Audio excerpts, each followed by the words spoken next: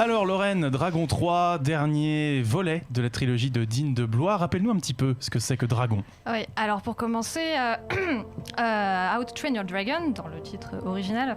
Dans le premier volet, le héros c'est Hiccup qui découvre que les dragons sont domesticables et qu'ils sont loin d'être les bêtes féroces comme les légendes le racontent. Dans le deuxième, chaque villageois possède son dragon et on va en apprendre un peu plus sur leur mode de vie. On va aussi apprendre que on peut les contrôler grâce à un alpha, et on apprend ça grâce au Ce qui est un dragon, l'alpha le dragon. dragon alpha, qui est gardé par le méchant du film du coup. Mais on va aussi découvrir que ils ne sont pas les seuls riders de dragons. Il y a aussi une rideuse, Valka, et on découvre également que c'est la mère de Hiccup. Oh, je t'ai spoilé un truc. Ça Mais spoil non, faut Dragon pas 2. le dire. Ça spoil Dragon 2 là, Oui, attention. bah, elle Ouais. est sortie il y a quelques années quand même. Hein, Ouais, donc, mais même. Et bah voilà. Ah bon, Et bah ok. tant pis. Du coup, donc le troisième film démarre sur Hiccup et sa bande qui continuent leur quête de traquer les trappeurs de dragons et les ramener tous à Burke pour leur assurer la paix, félicité, bonheur. Mais il y a un mais. Mais oui, il y a un mais. Pardon. Les dragons sont de plus en plus nombreux et Ça va- prennent de plus en plus de place. Je suis désolée. Vas-y. Non, mais- Tu assumes, vas-y. Oui, j'assume jusqu'au bout. Donc les derniers qui ont été sauvés en fait appartenaient au nouveau méchant du film, un redoutable chasseur du nom de Grimmel. Donc soucieux de protéger les dragons, Hiccup va se replonger dans les écrits de son père et se mettre à la recherche du monde caché. Un monde légendaire où les dragons vivent entre eux, libres et prospères. D'accord, donc ça va être une sorte de track avec encore un méchant. C'est pas un peu redondant, étant donné qu'on a peut-être eu ça dans le film précédent, pas sous la même forme, mais. Bah, Et en mieux. bah Laisse justement, Lorraine. en fait, bah oui, mais en fait non. Parce qu'en fait, l'enjeu du film n'est pas du tout... Il n'y en a pas. Non, c'est pas ça, c'est que ce n'est pas du Laisse tout... la figure, après on bâchera si t'as envie. Laissez-moi travailler. S'il vous plaît. Non, c'est qu'en fait, le méchant, en fait, on s'en fout un peu. Ah ouais. C'est qu'en fait, le méchant, il sert juste de méchant et d'antagoniste à Hiccup. Parce qu'en fait, le personnage le plus important de ce film, c'est la Furie. La femme Furie, la blanche, la femelle de Croque-Mou. Parce qu'en fait, c'est tout simplement son histoire d'amour avec Croque-Mou qui va faire avancer toute l'histoire et qui va faire qui va être l'enjeu en fait du film et qui va servir à tout le déroulement et à la finalité.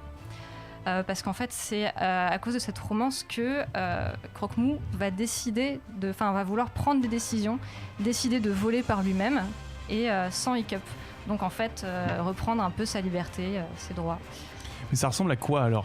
Un peu, ça ressemble au monde caché, ça. Alors le monde caché, c'est un espèce de lieu qui ressemble un peu à... Ça fait penser un peu à Pandora dans Avatar. Et c'est un autre monde, un truc complètement inconnu qui ne ressemble en rien au monde des humains et où les dragons vivent vraiment entre eux et l'homme n'est pas du tout le bienvenu et tant mieux. On commence peut-être à voir où se dirige ce film. Oui, parce qu'en fait, donc on va se rendre progressivement compte que les dragons ont toujours répondu à des exigences humaines. Puisqu'on les a domestiqués un peu comme des chevaux sauvages, mais sans les avoir vraiment écoutés. Donc sans qu'ils soient malheureux pour autant, mais on prend conscience de la liberté dont ils ont été privés pendant toutes ces années. Et le film se termine sur les habitants qui enlèvent tous les selles et les harnais de leurs dragons, leur laissant... Vous dites vraiment tout ici, vraiment Alors, pour que les gens ils aillent plus au Alors, cinéma moi, ou pas? à titre personnel, je suis pas pour les spoilers. Ok. Lorraine. Voilà, je vais un petit peu m'énerver. Désolée, oui, mais justement, en fait, ce que je voulais dire, c'est que Que la grille de lecture, on peut la table, un peu c'est pas important. C'est pas important de savoir. J'ai cru comprendre que dès le début, il t'explique que En fait, les hommes tu comprends vivent très avec vite les ce dragons. qui va mais- se passer à la fin. Si tu D'accord. veux, moi, le souci, c'est que pour ce qui est de toute la direction artistique, c'est magnifique. Après, c'est vraiment pas le film le plus intéressant de la trilogie, sans qu'il laisse indifférent pour autant. Mais mon gros regret, c'est que j'ai eu aucune surprise tout au long du film. Scénaristiquement, je m'attendais à clairement tous les événements, chaque résolution, mais ça reste une très belle fin à un univers qui m'est extrêmement cher. C'est l'émancipation des dragons en fait comme un passage à l'âge adulte, comme dans la lignée des Toy Story et des films qui font grandir et qui font même grandir les adultes. C'est une fin très bienveillante, positive et feel good et émotionnellement difficile à gérer parce que j'ai vraiment, je crois, chialé pendant une bonne partie du film. Très bien, très bien. Du coup, je vois que le chat a explosé à peu près en même temps que Davy sur la question du spoil. Donc, Non, mais le spoil, c'est vraiment, c'est pas, on s'en fout. voilà.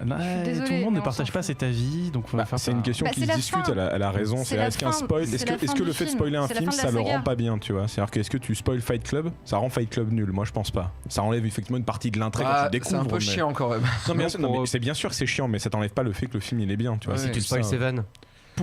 ça n'enlève pas que le film est quand même très bien. Non, mais Oui, bien mais- sûr, mais ça veut dire que tu Bah, considères en fait, que tout un film ne correspond à son twist. La problématique, c'est là tu dis Fight Club et Seven, c'est des bons films. Là, on est sur un film qui a raté son troisième film. C'est-à-dire que le premier est bon. Le deuxième est extrêmement bon de Dragon, c'est vraiment le meilleur de la saga. Il y a des surprises, il y a vraiment du sentiment, etc. Et celui-là, tout va vers la fin, mais il n'y a rien qui amène à la fin. La fin est jolie. On est d'accord. Mais ouais. le problème, C'est c'est ça. qu'il n'y a pas d'histoire. Donc, du coup, moi, j'ai pas pleuré alors que je chiale normalement au cinéma.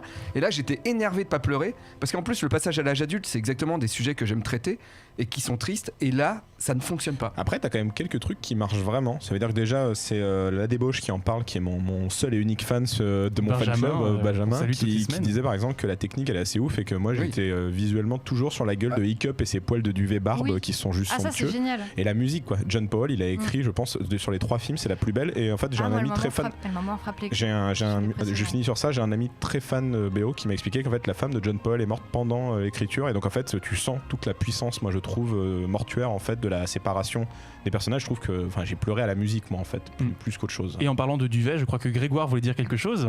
J'ai J'ai surtout du l'impression duvet. qu'on va de cliché en cliché dans ce film, Ouais. c'est assez hallucinant. L'objectif premier c'était de conclure la trilogie, et alors ils ont choisi de le faire via l'émancipation. Tiens, on a une équipe de gosses qui a domestiqué des dragons, on va émanciper les gosses et on va émanciper les dragons. Ouais, génial, personne n'a jamais fait avant. Non, mais vous imaginez le truc, c'est un cliché monstrueux, c'est comme ça qu'on devine la fin, et c'est comme ça que c'est niais quoi. On regarde les C'est pour images, ça que ça c'est... m'a pas dérangé entre guillemets de vous spoiler tout en fait, c'est Non, que mais c'est pas c'est intéressant sûr. et Mais que surtout c'est pas très grave quoi, c'est-à-dire que c'est Non. cliché mais il y a bah plein de surtout films qu'on qui sont s'y attend, de clichés toute qu'on aime manière on voir. sait que c'est la boucle, on sait que c'est la fin de la saga, donc on sait que les dragons vont Et disparaître. en revanche, Sans visuellement, doute. c'est incroyable parce que c'est vrai que le côté avec le parallèle avec Avatar est très très juste. Il y a quelques éléments, quelques scènes dans le trailer qui passait derrière l'écran de Carrel derrière l'écran de Carrel où on voit qu'en fait, mais je pense qu'il y a même une inspiration directe. Il y a des Ouais. scènes où la découverte un peu des animaux qui y vivent avec les petites libellules oranges. Enfin, je sais pas très bien ce que c'était comme animal, mais C'est le petit dragon de feu. ouais, c'est directement inspiré d'Avatar. Et là, pour le coup, c'est magnifique. Ce moment-là est très très beau. Ouais. Mais il y a des moments très beaux. Le problème, c'est qu'ils étirent en longueur ces moments beaux pour tenir, comme la scène de drague entre les deux dragons. Ouais, C'est voilà. rigolo, c'est joli, mais ça dure des plombes. Quoi. Ouais, voilà, c'est ça. Dragon 3, c'est donc au cinéma, produit par DreamWorks. Toujours Jeux un vidéo, film intéressant. BD, manga, séries et cinéma de genre. L'actu Pop & Geek, c'est dans Hyperlink, votre cocktail de bulles et de pixels, avec Karel et son équipe, tous les dimanches à 16h, en direct sur VL.